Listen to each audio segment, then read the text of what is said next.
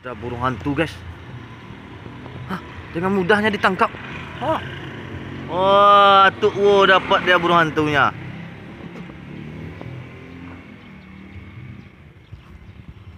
Hah.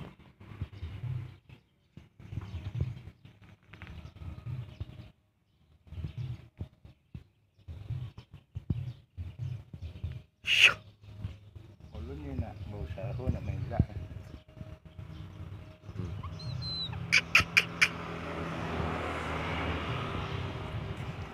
Tangkap makanan lah, ha.